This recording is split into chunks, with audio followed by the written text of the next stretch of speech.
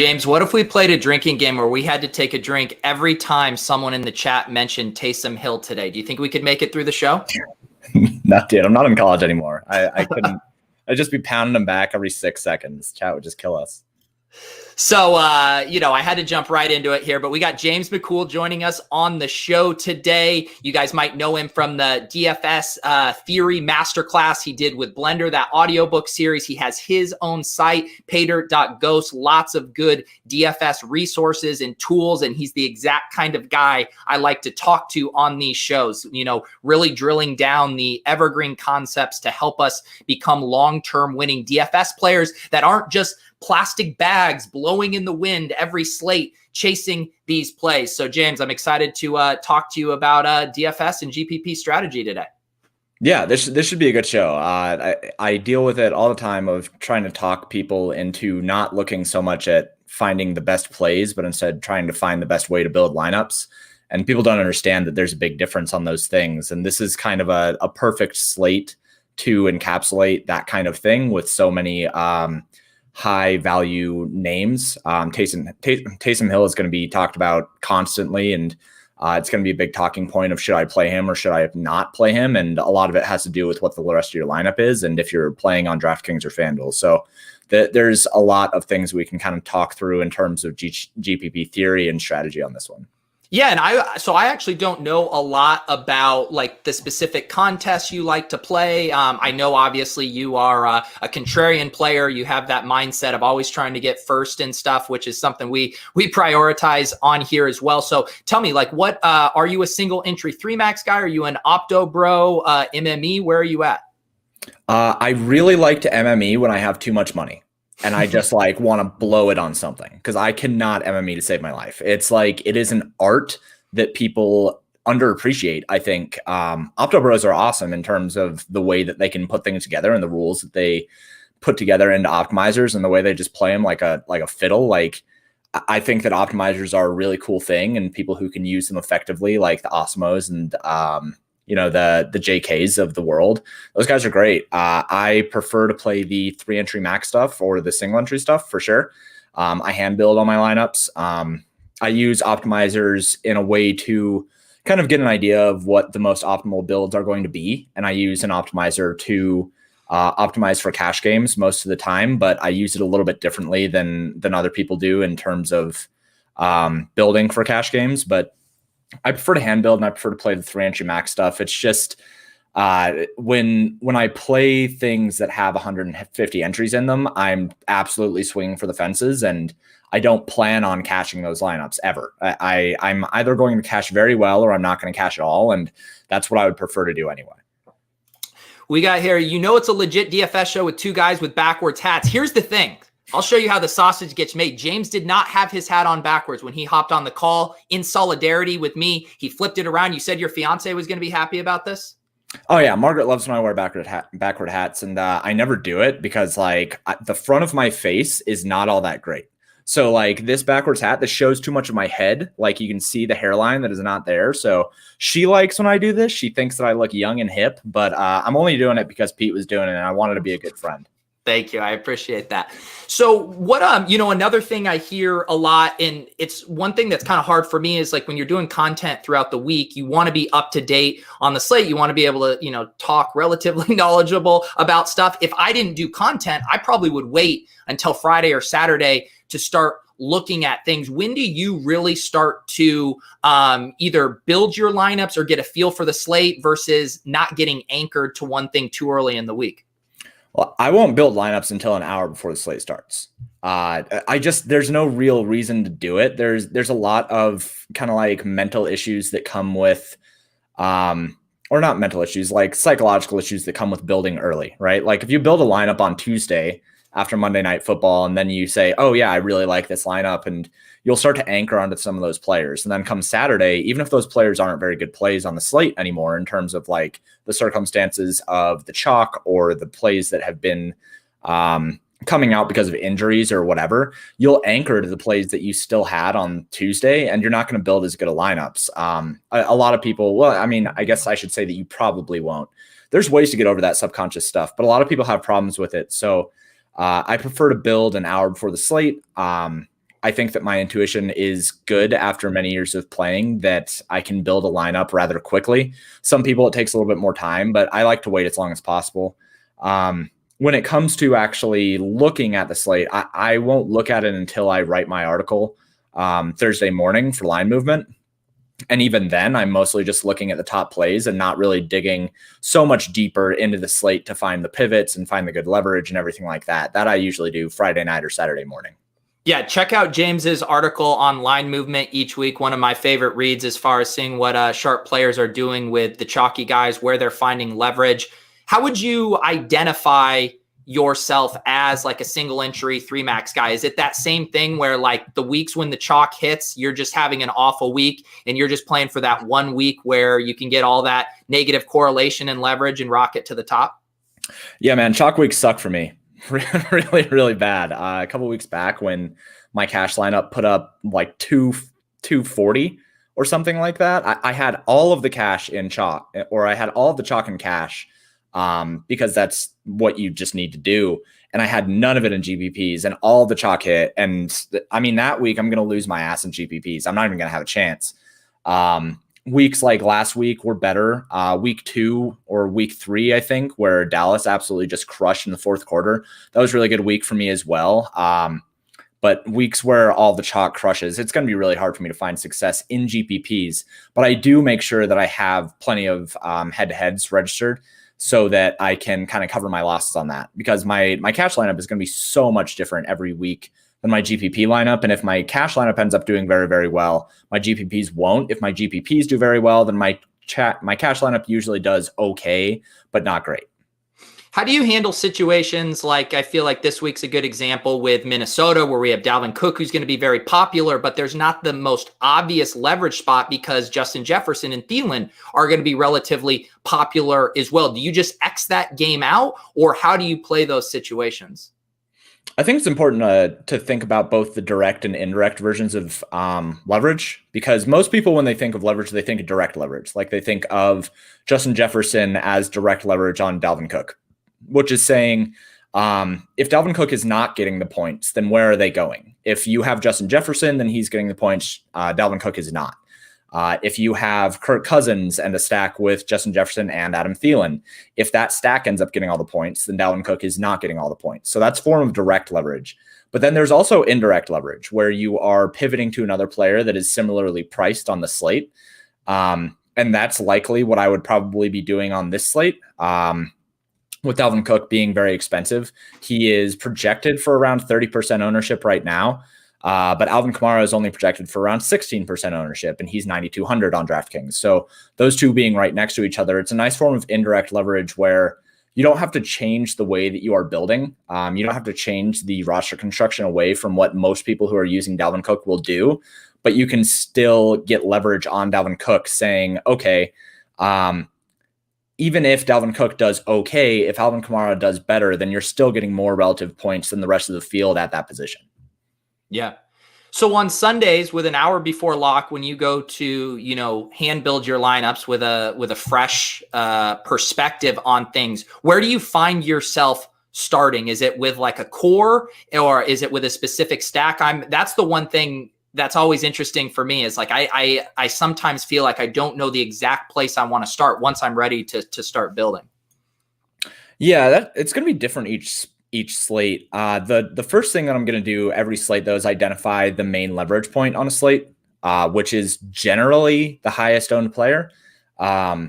If, like last week, the very obvious leverage point last week was Mike Davis. That there was just, if you were starting your lineups, you either started with or without Mike Davis, and you just went from there. This week, it looks like it's Dalvin Cook, but ownership projections, I think, are probably going to level out a little bit. I expect to see Alvin Kamara kind of rise up a little bit. I expect to see Dalvin Cook kind of drop a little bit, with kind of like the Taysom Hill news and everything like that. As news continues to come out, I think this is going to be a more flat week in ownership. So I think that really what we need to be looking at is how people are going to be building. And that's the other spot that I'll go to if I don't have a main leverage point, is a main roster construction point, where if people are going to be saying, okay, there's all this value at quarterback and wide receiver, I'm just going to pay up at running back, then maybe I'll try to go mid-range at running back and then pay up at wide receiver and be different from the field that way, because you can still play popular plays that way. But if you have a different roster construction, then you're still going to be different enough and gaining enough points at different spots that you're still going to be unique. So I think that most of what I want to do is find the main leverage point. And then I'll be looking at over on my tools. I have some red zone splits, which show red zone and touchdown expectations for teams. I usually, for stacks, want to try to find the teams that have the highest passing touchdown expectation, because there is a large difference between a regular passing rate and a touchdown passing or a red zone passing rate. So I'll look for teams that have a high passing touchdown expectation, and then I'll start trying to build around those, as well as a top finish percentage, which is another metric on my sheets that shows how often a team has the top scoring players at their individual positions. So a lot of it is just trying to not only maximize my leverage on the rest of the field, that's first and foremost, and like the most important thing that I need to build for GPPs, but then also being competitive if those lineups are going to be unique, because it doesn't matter if you have leverage on the field if your lineups suck and if they're not going to have high enough upside to win a GPP. Yeah, and we're going to look at some of those tools here in a little bit once we get into more of the specifics on the slate. How many, you said you hand build, how many lineups do you find yourself hand building on a given week? Anywhere between 3 and 5. If I really, really like a slate, I'll build 5. Generally, I'll build 3, and I'll just throw them in, like the power sweep and the $100 single entries and stuff like that. I mean, just like the mid-range contests. Yeah. But usually 3 lineups, just because I feel like that's the best way to hedge off of a piece of leverage. Yeah. It's interesting you say that too, because I've been building 5 lineups and I've even felt myself just like a little scattered, just a teeny bit scattered. I think I'm going to scale it back to 3 lineups this week and really focus on those and just make sure I'm kind of condensing on the stands I want to take. When you build, say, 3 lineups, do you find yourself doing different stacks in all 3, or will there be weeks where you're just all in on a stack and then you'll rotate the pieces around it? That's the hard part. Is because when I build more than 3 lineups, like I have like 3 or 4 players that I have in almost every single lineup. And then I'm just like, why am I building 5 lineups? I have all of this exposure to these guys in 3 lineups. I don't know why I need 5. Usually each lineup will be a different stack. And how I have noticed that I've been breaking it down kind of like subconsciously is one of the stacks will be a direct leverage against a main piece of chalk on the slate. One of them will be a very high upside stack, and then one of them will be a cheap, like Millie Maker winner stack. Where, like a couple weeks ago when the Jets played the Chiefs, I had a Jets stack just because it was so cheap and allowed so much other things that you could fit whatever you wanted outside of it. So usually it's 3 different stacks. Sometimes it will be 2 different stacks with a different variation of one of the top stacks, if there's one that is just far and away the best stack on the slate for me. Yeah. Chris asks, how many players do you typically have in your player pool? I think he kind of hit on that there as far as having the core and then the stacks rotating around it. But do you have a general number that you're in the range of? Usually between 9 and 12 ish. Yeah. I have pretty tight cores, but that's just because I accept a lot of risk in my lineups. I basically want to say, here are a couple of the best plays and then build some stacks around those best plays. And that extends over into when I decide to throw money at the wall in MME. I'll usually have a really tight core, a couple players up there in like the 80% range. So my player pools are usually pretty short, but that is something that is not for everybody. If you are scared to lose all of your money in any given slate, then I wouldn't suggest doing that. But I don't really care about the money that I lose on the slate, because it's an investment for when I win. Yeah. And what was I going to say? I just lost my train of thought. Oh, yeah. How much with your lineups are you forcing in the secondary correlations? That's something I know Blender talks about a lot. It's something that I've come to really like to use to break ties and really try to find those natural points to get the other correlations in there. Is that kind of a mandatory for your hand builds, or just if it works out, it's nice? It's mandatory. And I usually try to do it at this point, because tight end has just been such a wasteland this year that I have really tried to use tight ends in my secondary stacks. specifically guys like TJ Hawkinson or Hunter Henry or Mark Andrews or stuff like that, where they have a decent median projection. And for them to actually find their ceiling, which is really rare for tight ends this year outside of Travis Kelce, it's going to need to be a shootout. So I have liked using tight ends in my secondary stacks, but in every single stack, I'm trying to have as many correlative spots as possible, just because I don't want to build a glorified parlay. If I want to build a player parlay, I'm just going to go take touchdown props on all the players that I have in my lineups on Bovada or something like that, just to like have a sweat. But I want as little things that need to go right for me to do well as possible. So I correlate as much as I can. Yeah. And with those secondary correlations, are you looking for, max leverage as well, or do you loosen up your leverage requirements on the secondary, knowing you're already getting that with the main stack and some of your other core pieces? Yeah. That depends on what the main core stack is, right? Like if I have a really popular stack, like this week, if I have a Chargers stack or a Houston stack or something like that, my secondary stacks are likely to be much different than if I were going with, I don't know, like a Detroit stack or something like that. The main stack and the running backs are mostly where the chalk is going to come into play, right? So if I have a really popular stack and some popular running backs, then I'm going to be very different with my secondary stack, do something really off the wall. But if I have a lesser owned or a higher leverage main stack and some not so popular running backs, then I'm going to try to get as much chalk as I possibly can on that secondary stack, because I don't want to over leverage. Like I don't want to put myself in a position where I need everything to go wrong for everybody else for me to have a decent day. The chalk is the chalk for a reason, and it's not inherently bad. You just have to balance it. So secondary stacks usually will be, they'll usually be leverage, but if I have a very off the wall stack, then I'm usually going to try to find a really, really popular combination and have that as a secondary stack.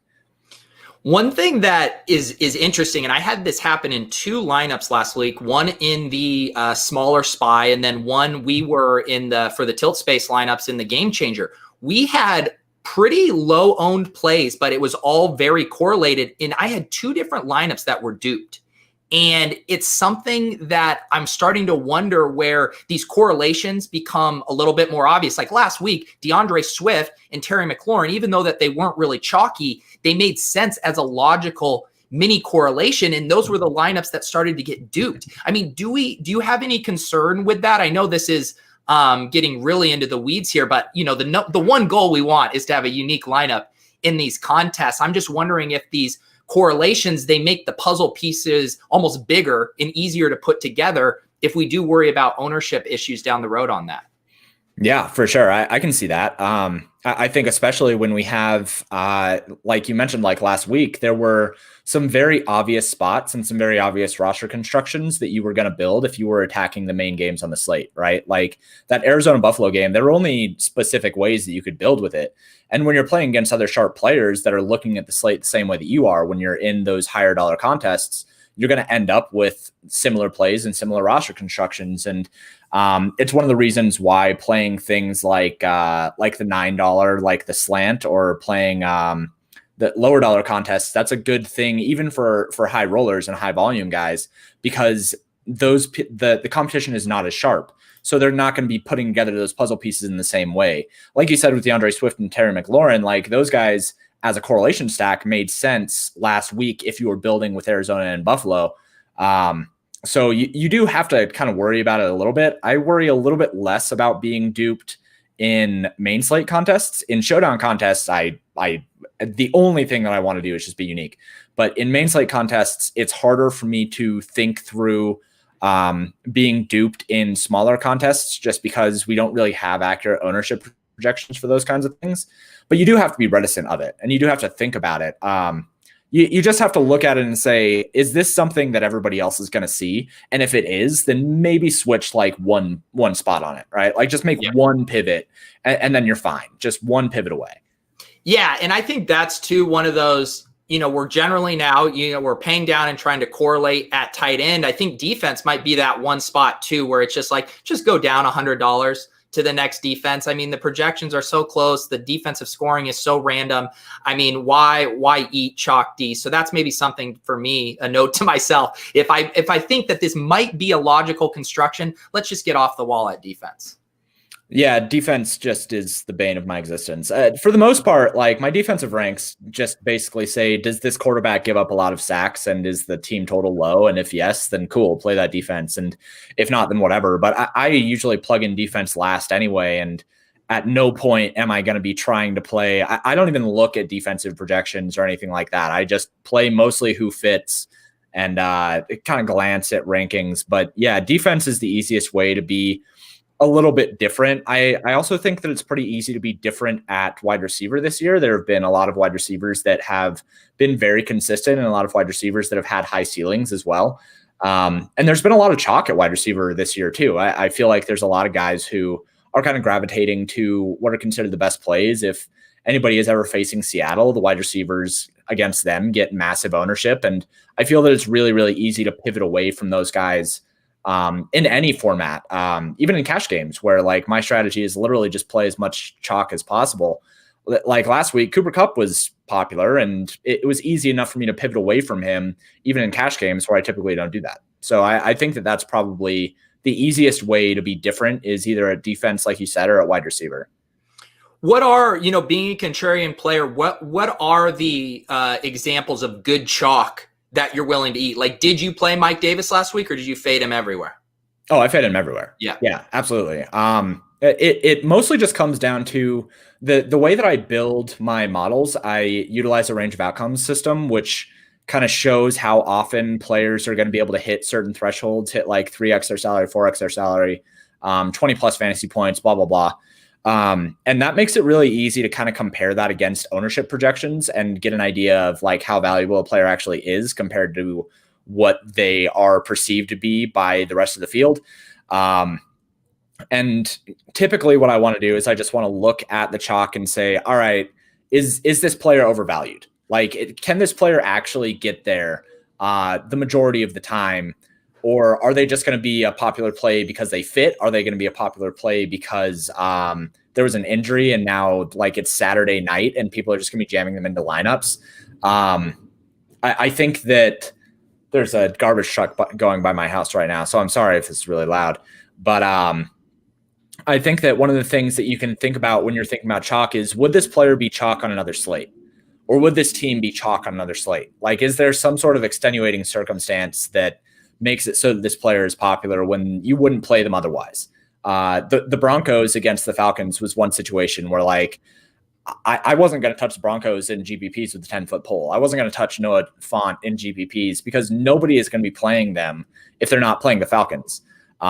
It's just like when there is a team that is going to be super popular that really shouldn't be popular and wouldn't be popular any other day, that's the one that I'm going to be mostly wary of. And then when they get into that like 40 plus 50 plus % ownership range, like why would I play that in GPPs? Why would I play something that half the field has? That there's just no reason to do it. Yeah. I ate the Mike Davis chalk last week, and but it's something I want to continue to think through. And thinking about you mentioned those range of outcomes, like how many times does Mike Davis fail at price? And if he's 70% owned, does he fail more than 30% of the time? Those are the kind of things I think we're having to weigh there. You mentioned your range of outcomes. Is this the spreadsheet you have? I wanted to do a screen share and look at some of the tools and things you look at. Should I pull this up? Yeah, dude, go for it. Yeah. Let's see here. Let me add this to the stream. So let people know what these are, because you posted a free tool yesterday as well, looking, I think it was at specific player stuff, but tell people what we're looking at here and how we might utilize it. Yeah, the free tool that I posted yesterday was the opportunity search tool, which is on the site, which allows you to just type in any player and kind of see what their averages are for some important stuff across the season. And you can compare them to other players as well. Like you can put in the receivers for the Jets here and see how they compare up against each other and see who's the most valuable, which is AKA Rashad Perryman.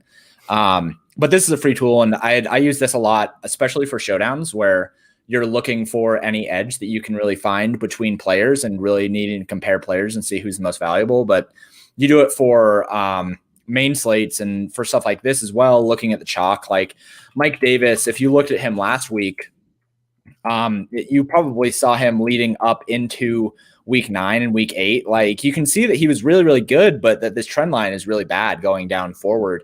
So this kind of made it a lot easier for me to get off of him, just because he was somebody who has seen some negative trend lines moving forward. But that tool and the air yard search tool are both free on the site over at paydirt.ghost.io. You can go over and play around with those. This is behind the paywall. This is the range of outcome stuff. This is the stack page, which shows each stack along with important metrics that are ran through the model, how often they're the top stack on the slate, how often they, as a combined team, score 20 plus fantasy points, combined ownership, combined projection, blah, blah, blah. And then the main range of outcomes is here, which shows all of the players overall against each other, which shows price, median outcomes, which these are just projections. If you didn't know, projections are just median outcomes. How often the player is the top scoring player on the slate overall, how often they're a top 5, 20 plus, how often they 4x their salary, and the leverage that they offer based on their ownership that is projected, and how often they are a top 10 play on the slate. So this is like the main bread and butter tool that I have. And I use this to look at everything from value to top plays to who should be utilized in terms of leverage, who's the worst plays on the slate, like sorting this negatively. You can see that Mark Andrews is just like a nope on DraftKings this week because of his ownership and his ability to be a top play. It's just like a comprehensive kind of like one-stop shop in terms of looking at players and how valuable they actually are against how owned they're going to be. Yeah. So one thing that, I'm curious your thoughts on if this is overly simplistic. I mean, one of the last things I'm doing when I'm building is I'm looking at final updated ownership projections versus final ceiling projections and looking for where I can exploit those. But you're talking here a little bit more about range of outcome stuff. What maybe nuance might I be missing in that kind of process there for identifying good plays? Well, I think that looking at ceiling projections is good, but ceiling projections a lot of the time are kind of like you look at them as a standard deviation above the median, right? Like that's what a typical ceiling projection is. When I'm looking at this, I can compare a whole bunch of different things so that I can get an idea of not only value against ownership, but also top overall like raw outcomes against ownership. So there is a reason to go with somebody like Dalvin Cook, right? And that's just because his raw outcomes are going to be higher than somebody like James Conner. Like the raw outcomes for James Conner are never going to be as high as Dalvin Cook. But then when you sort by value, like it's going to be a little bit different. Like Taysom Hill, awesome, is going to be the top overall value. This obviously will be different, but like Carson Wentz looks like a great value at 2% ownership. Somebody like Justin Jefferson looks, 12%, but he has a 22% chance to 5x his score. Like thinking in terms of projections, I think is something that's maybe a little bit outdated. When thinking in thresholds gives you a little bit better of an idea of the gray areas of DFS, because so many people focus on the black and white without understanding that there's going to be a whole bunch of different outcomes between the black and the white. Like if you see a ceiling projection of 34 fantasy points, most people don't even know what a ceiling projection actually is. Most people don't know what a median projection is actually taking into account. So when I can break it down this way, it just gives me a better way of understanding like this percentage right here, this chance of being 20 plus fantasy points against the ownership. This just shows me that Lamar Jackson is being undervalued. This shows me that Dalvin Cook is probably being appropriately valued. Things like that, I think, are just a really nice way to get a better look at the gray areas of the slate and not kind of get anchored down into more subjective projections. What is can you tell me again what that P column is? Yeah, so LevX measures the projected DraftKings ownership against the chance that a player is a top 10 play on the slate overall. So this is showing how often in my simulations a player ends up as a top 10 overall finisher across every single player on the slate.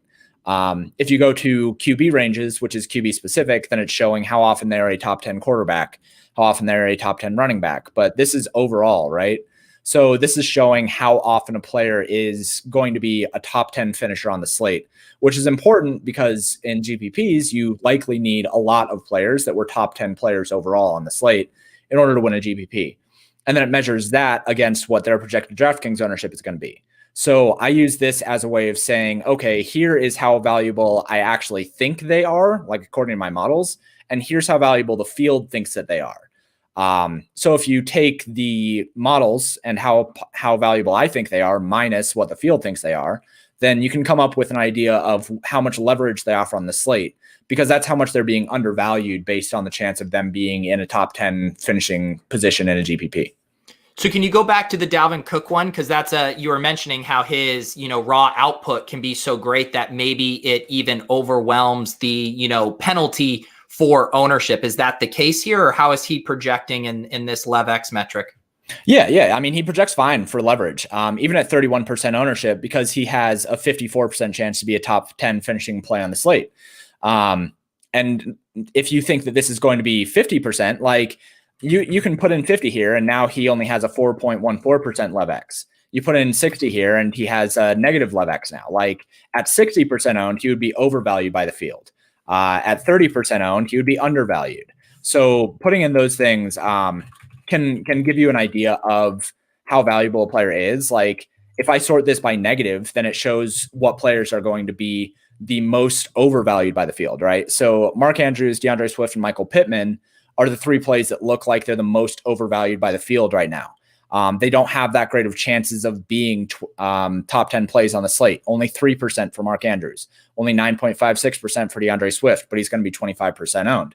So if 25% of the field is taking him, and I think there's only a 10% chance that he can be a GPP winning play, then I likely want to avoid him unless I have other plays that offer a lot more leverage so that I can balance it out. And that's kind of where, like when I talked earlier about balancing out leverage and chalk, DeAndre Swift is an okay play, but he is a play that you would utilize to balance out an already very leveraged lineup. Yeah. One other thing, I'm curious your overall thoughts on with construction with guys like DeAndre Swift and even, Mike Davis a little bit last week, where they catch passes and also trying to find ways to use chalk in unique ways. If you do choose, you want to go that route. Where are you at with including a pass catching running back in a stack? I won't do it unless it's a really, really high expectation for the receiving. Like Alvin Kamara, I'll do that. Because Alvin Kamara can have legitimately like 12 or 13 targets in a game, and we'll be getting red zone targets as well. Red zone targets is probably the most important thing for running backs if you're going to use them in a stack, because you're not really going to be utilizing running backs in a stack if they're not getting red zone targets, because they're probably not going to score touchdowns, which means that they're not going to correlate very well with your quarterback. But Alvin Kamara, Christian McCaffrey, Lev Bell, back when he was with the Steelers, like he was really valuable in the passing game as well. He'd get 10 targets and a lot of red zone work. So it mostly just comes down to having a lot of their ceiling tied to the passing game, and also being utilized in the red zone. Because if they can't score receiving touchdowns, then there's really no point to have them with your quarterback. Would JD McKissic fall into that bucket with a little gross Alex Smith, McKissic, McLaurin stack? Let's see. Let's pull it up here, because that one, I mean, I think he had 15 targets last week, so he's definitely getting wide receiver level usage. Yeah, I mean, when you look at the last 2 weeks, I wrote actually last week in my team notes that if he was going to be the next Alvin Kamara, like I'm okay to lose in week 10 with him being the new Alvin Kamara, because I did not think that he was going to be the new Alvin Kamara. But here we are, 13 targets and then 15 targets, and he does get red zone work. Like he had 1 target in the red zone in week 9 and then 4 targets in week 10. If you just consider those two, over 20% of his targets are coming in the red zone. That's certainly valuable in terms of a stack. It's just like, I don't know if I want to trust that JD McKissic is like this guy yet. I know that we have 2 games of it, but both those games, like they were way far behind from the start. I mean, the Lions were well in hand last week. And I know that JD McKissic was still getting targets in the first half, but like in this example, yeah, JD McKissic, sure, I would use him in a stack if he's going to be getting this many targets and this much red zone work. Yeah. I think that's interesting for sure. I was messing around with some Alex Smith ones because Logan Thomas continues to kind of fly under the radar as a tight end who's getting reliable target share. And I also kind of like that game. The chat, I am going to string you guys along. We will talk about Taysom Hill, but I'm going to continue to string you guys along. I want to use can we try to use like a specific example of like some questions I'd have, and then maybe use your tools to help us identify what would be the most optimal direction. The example I'm thinking of right now is, say I want to use a Big Ben stack. They have these 3 wide receivers who are all, I think, appropriately priced, all getting decent volume, all have different, pros and cons to them. And then you also have kind of an interesting bring back scenario where you could justify James Robinson or DJ Chark, or hell, you could punt it off with Chris Conley. So if I tossed out that thought experiment to you, how would you go about identifying which of those receivers to use and who to target in the bring back? All right. Yeah. So the first thing that I would do is I'd go over to the opportunity search tool and I would type in all of those players, like for the Steelers. So you have Juju Smith-Schuster, then you have Chase Claypool, and then you have the actual alpha dog of Deontay Johnson. So here's the bias is leaking through. No, you're right. By targets, he is the alpha. He's good. So, I mean, you look at all these three things, and you can see Juju Smith-Schuster, he's been getting plenty more work. Like, that's positive trend line. I think that Chase Claypool as well is somebody who you could be looking at. Chase Claypool has probably the best red zone work over the last couple of weeks, and does average 2 red zone targets per game, but so does Juju Smith-Schuster. Both of them obviously are going to be guys who are going to be utilized more in like heavy passing games, whereas Deontay Johnson has been the guy all year in terms of his actual workload. When you take out the injury games, Deontay Johnson hasn't had a single game under 10 targets with the Steelers this year, where he didn't leave with an injury. So I think that all 3 of these guys are valuable in their own right. Deontay Johnson would be the first one just because he is the wide receiver 1.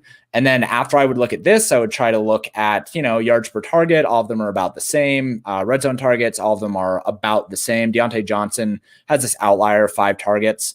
The other thing that I look at is fantasy points per touch, where the best one is Deontay Johnson, 2.69, and then Chase Claypool, and then Juju Smith-Schuster. So I'll look at those things, and then I'll kind of get an idea of like where the opportunity lies. And then I'll go over into the range of outcomes. I'll look at the wide receivers, and then I'll isolate by Pittsburgh, which will then show me the wide receivers for Pittsburgh. Juju Smith-Schuster projected the highest based on baselines, followed by Deontay Johnson and then Chase Claypool. Deontay Johnson kind of sticks out here because he's the cheapest and still projected in like that middling range, whereas Juju Smith-Schuster has the best projection, but not quite as much value. Obviously, people already know about Deontay Johnson, projected for 15% ownership, so there's better leverage in taking Juju Smith-Schuster. And then finally, what I'm going to go over into the stacks tab. I'm going to type in this stack. I can't spell Ben Roethlisberger's name just like off memory. I can't do it. So knowing that Juju Smith-Schuster and Deontay Johnson are kind of like the top guys, and those guys are already selected by the model, I'll just put them in here.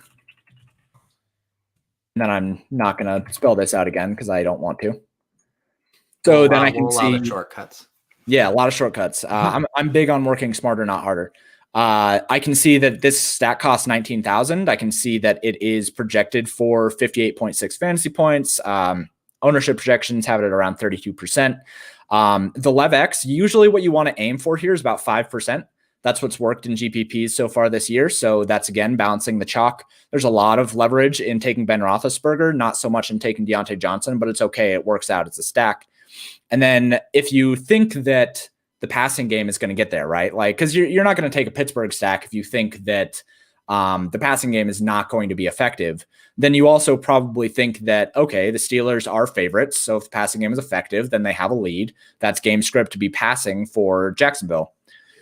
So then you're going to be bringing it back with DJ Chark, who I will, again, copy and paste. And then you can see this here. You can see that this stack costs 24/7. The ownership projection doesn't raise that much. Like DJ Chark only projected for 3% owned. The LevX is fine, sitting here at 5%. The median projections at 73 is not terrible. DJ Chark projects okay. So this stack looks pretty good as a starting stack. It leaves you over $5,000 per player. Like the leverage isn't bad. The ownership isn't terrible. You could also go and instead of saying DJ Chark, you can take Chris Conley, which is the secondary wide receiver for the Jaguars based on the model. And then you can see how that would work out. He only adds 2% ownership, but his median projection is much lower, only 6%. It dropped in LevX, it dropped in 5X percentage, it dropped in top percentage. So it's pretty obvious that DJ Chark is like the guy that you would want to use in this bring back. But that's mostly how I would do it. I would look through the opportunity tool search first and look at the wide receivers for the Steelers in terms of like their opportunity that's used. And then I would go into the NFL range of outcomes. I'd look at the wide receivers and I'd say, okay, here's the guys that I'm looking at. Here's how they project. Here's how they look in ownership. Here's how they look in leverage. And then I would actually go over and I would try to build using that. And then after I have my stack, then I can just start plugging in running backs. You know, like, can I fit Dalvin Cook here? Like, how much money does that leave me? Okay, I'm at 33K. And that I know that I need some value here, but you can just kind of start plugging in guys and going from there after you decide on your stack. Awesome. Yeah, that's great stuff. And real quick, how do you, because one thing I normally would always do the same thing and go Chark there. I do feel like the Jags are a little bit unique in how much they've been willing to run their offense through James Robinson, even in negative game scripts. Would you consider him more here than maybe other team running backs in a negative game script? For that, I would go over into the red zone splits and touchdown projections, and I would want to see how many rushing touchdowns I have projected for Jacksonville. They're projected at 0.9, but they are a team that will pass about half the time and run about half the time. So if they get into the red zone, there's a good chance that James Robinson is going to be somebody who might have touchdown equity. The other thing that I would do is I would go over and I would look at James Robinson in the opportunity search tool. Because I would want to see how his red zone equity actually is. He averages 2.3 rushing attempts in the red zone, but he doesn't get any receiving work in the red zone, really. He only has 3 targets in the red zone all year. That's not awesome. But it is 7% of all of his targets. Like, if he's having a heavy target game, he might get a couple more red zone targets. It just worries me that when I'm looking at red zone work, if a running back isn't super duper involved and a team isn't like very inclined to run in the red zone, like Minnesota, the reason why you can use Dalvin Cook in any situation is because Dalvin Cook gets massive red zone equity and Minnesota prefers to run in the red zone. They run a 65% rate in the red zone. So with a situation like this where it's 50-50, I could consider it, but I would rather go for the upside of having DJ Chark. Yeah, no, all that makes sense. Thank you for talking us through that process. Here's what we're going to do, guys. We have about 15 or so more minutes. I want to touch on the 2 situations that the chat wants to talk about, which is Taysom Hill and then this DeAndre Swift being out potentially situation there. And then we will build a lineup. We'll do a different stack than the one we just did here, but similarly, we will walk through it. I forgot to go back to this view. We will walk through it and build that week 11 lineup for you guys. So let's just do this, James. Taysom Hill, Sean Payton has announced him as the starter. I know people have been updating their projections. He's popping even on Draftkings where he's going to be a quarterback. And I am legally obligated to let people know you can play Taysom Hill in the tight end spot on Fanduel. You heard it here first. So, James, everyone wants your take. What are we doing with Taysom Hill this week? You're playing him in cash for sure. Well, I mean, I shouldn't say for sure. I think that he is going to be very popular in cash, and therefore I will likely play him. He's a cheap quarterback, 4,800. You don't usually get quarterbacks under 5K. And that's really valuable in cash games, especially because there's a non-zero chance that Taysom Hill has a rushing, a receiving, and a passing touchdown in this game. Like with the way that they use Taysom Hill as a wildcat and they'll line him up at tight end and they'll do weird stuff with him. There's a non-zero chance that he has more fantasy points based on things he doesn't do in passing than he does do in passing. So I think at 4,800, he's a pretty obvious cash game play. I don't know if people will go there. People might want to go Lamar Jackson or Deshaun Watson, but at 4,800, I think he'll be the cash game play. In GPPs, it's way more difficult because he's not good. Like he's just not good. He wasn't good in college. He has not been good in the NFL. He has I think I saw it on Twitter today. He has like 11 total pass attempts in the NFL in multiple years of being in the NFL. He will throw more than 11 passing attempts in this game, probably. I don't even know. I don't know what they're going to do with him. But it really, the Saints are so dumb that they have Jameis Winston and that they're going to use Taysom Hill. And I just have not been able to really wrap my head around it. I won't use him in GPPs just because I don't think that he's very good. On Fanduel, you can't use him. Like, hang on, and this is the take I want, because everyone's jamming him. He's going to be 70%. Tell the people why they're fish for playing Taysom Hill on FanDuel. Because he doesn't have a 70% chance of being in the winning lineup, man. Like there is no world where you're going to project Taysom Hill to be a top play 70% of the time. Like that, there's no way. He is going to be massively owned. And even if you think that he is going to be somebody who projects well enough to be a top play 70% of the time, you gain so much more equity in top finish percentage in GPPs if you don't have the player that is 50% owned in that GPP. Like at that point, all you have to do is be pretty good at everything else. And if that player fails, like all you have to do is just be okay at every other position that you didn't have him at, and you're going to min cash.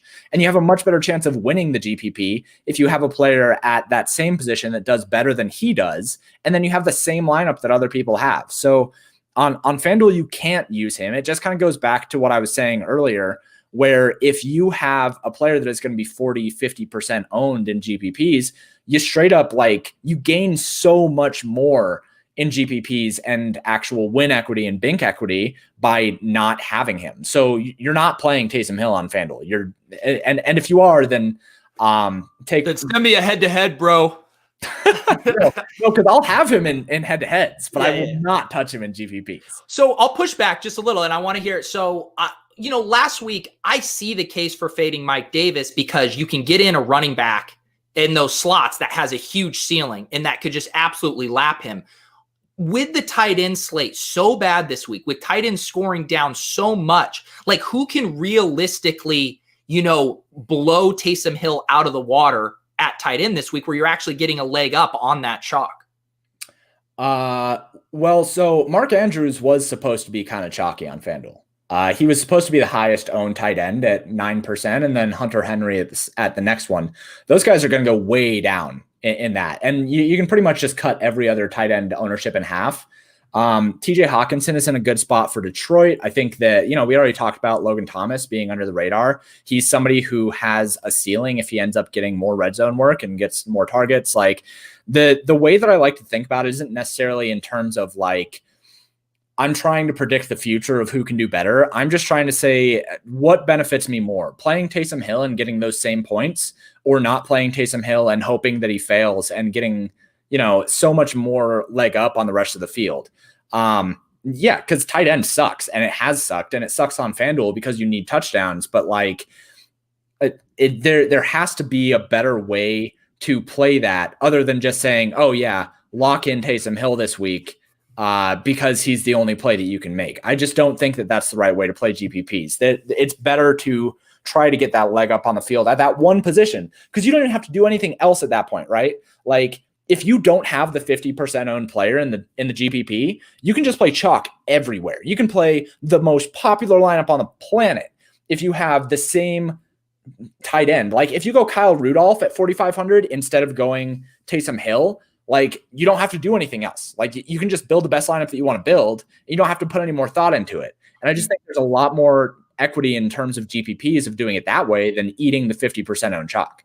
Yeah, and I get what you're saying because, if anyone's going to look at his median projection, and he's going to look like the free square. But I also feel like it's a fragile projection, and we could get funkiness with Jameis Winston. He might just suck, like you said. And if he's only running and he's not throwing for touchdown passes, maybe he does have a pedestrian day. And then in those outcomes, you have to, I think the hard thing is just then you have to, on top of that, nail your tight end pick as well. And that's why it's harder, because I do see paths to Taysom Hill failing, but to hit that and the tight end who explodes feels like a hard parlay.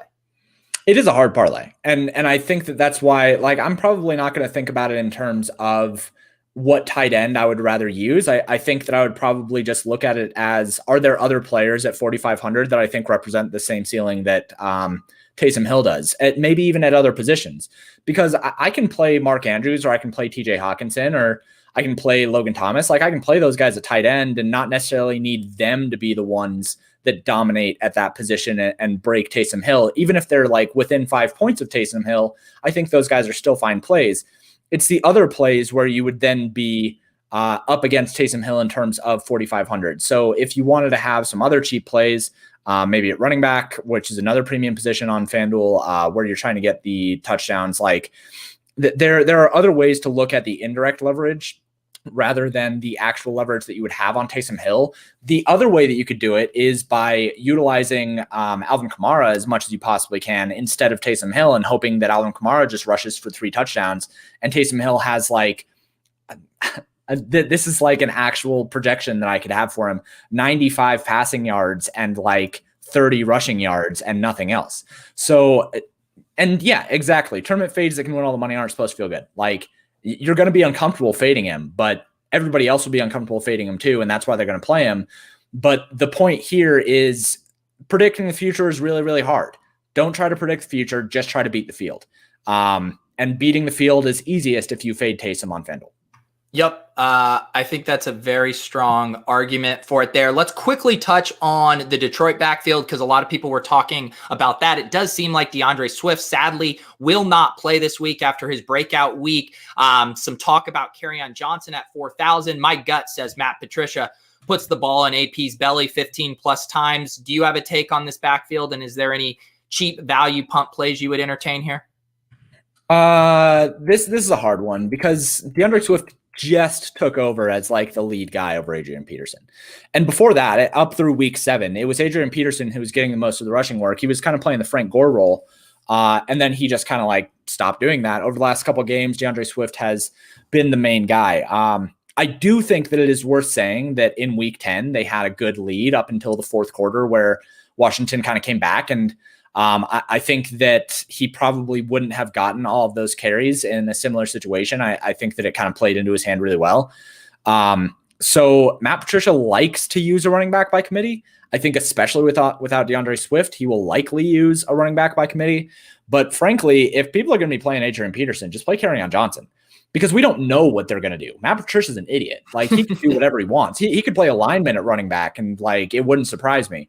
So I think that if people are going to be pivoting over to Adrian Peterson here, Kerryon Johnson is somebody who, like, people like to talk about Adrian Peterson out targeting him over the last couple of weeks. But over the last 5 weeks, Adrian Peterson has 1 target in every game except for week 9, where he had 5 targets.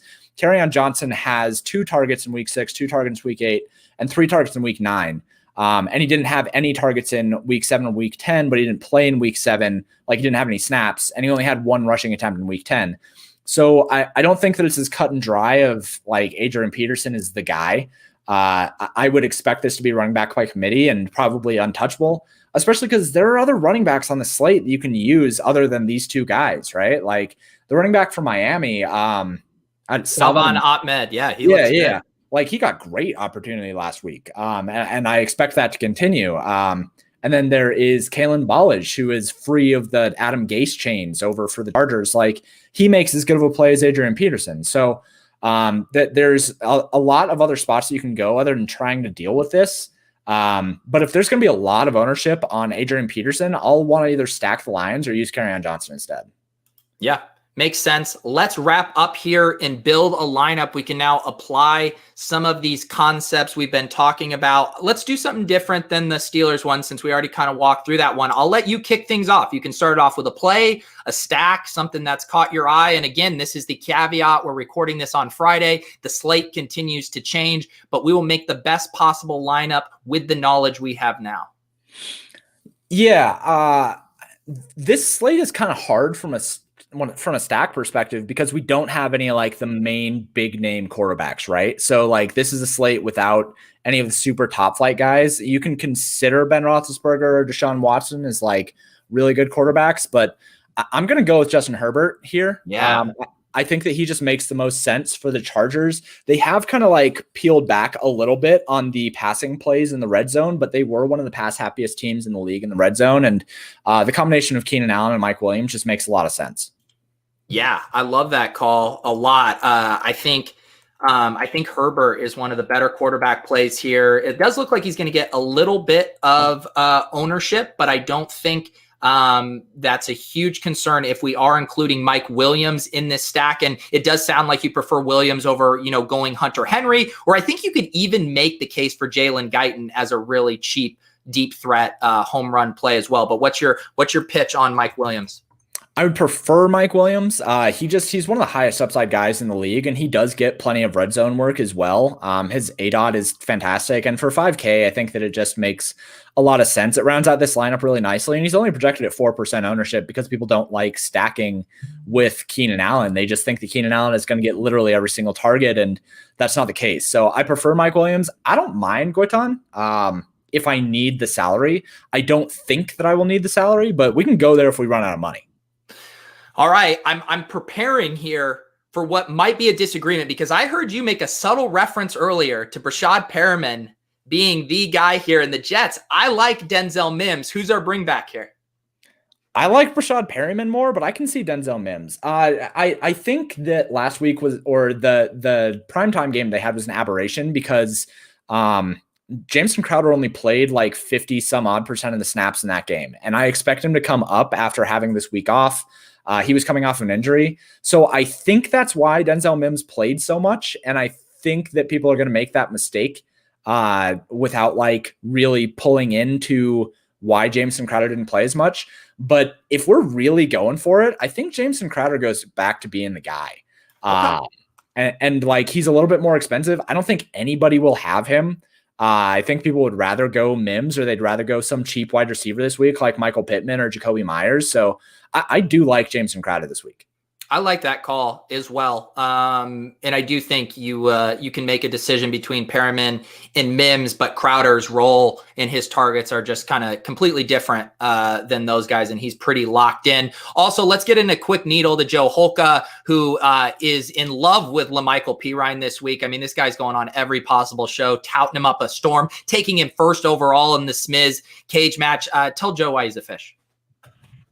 Because why would you play a running back on a team that's supposed to be 10-point underdogs here? Like that doesn't make any sense. Also, like they have other running backs on the roster. It doesn't make any sense to use a running back in that situation. Like it breaks like every GPP rule for running backs. There's your answer, Joe. Joe saw one ESPN report. He's going down with this ship this week. We love you, Joe. All right, so we now have a pretty contrarian stack here, at least with the secondary Mike Williams and the bring back Jamison Crowder. I really like this Minnesota Cowboys game. What do you think about like a Zeke Justin Jefferson mini correlation here? It depends on how you feel about Zeke. It does. It sure does. if you think that Zeke is going to be able to do anything behind that O-line, then I think that I'm fine with it. Justin Jefferson is absolutely the wide receiver that I want in GPPs, unless I am stacking Minnesota with Kirk Cousins and Adam Thielen. So Ezekiel Elliott at 6,500, you're not going to get that very often, right? And if he's going to have the same opportunity he had before they went on that bye week, I think that it is fair. I think he's appropriately priced. If he goes back to getting the opportunity he was getting at the beginning of the season, it's a smash play, right? Like he is way underpriced for that level of workload. So I'm totally fine with this. If you want to go with Ezekiel Elliott, if you don't have two other running backs that you like more than Ezekiel Elliott. If you do, then I think that you probably end up going with the tight end from Dallas. I was just going to bring up Schultz because I think he's very viable here as well. Yeah. I was going to say, I think that because there are a lot of good running backs on this slate, and I think that it would be worthwhile to take Schultz, whose price has dropped. He was mid 5K for a while there. And with Andy Dalton coming back, the offense should at least be manageable, so long as he does not go down with injury again. So I like Schultz over Ezekiel Elliott because there's so many good running backs on the slate.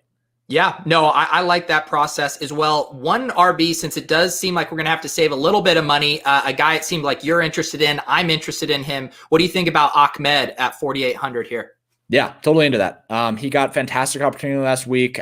He was as close to a bell cow as we're probably going to get on Miami. They do not have Jordan Howard anymore. They're still decimated by injuries. The only guy there, I think, is Patrick Laird. You're the Laird whisperer. So, like, what do you got here?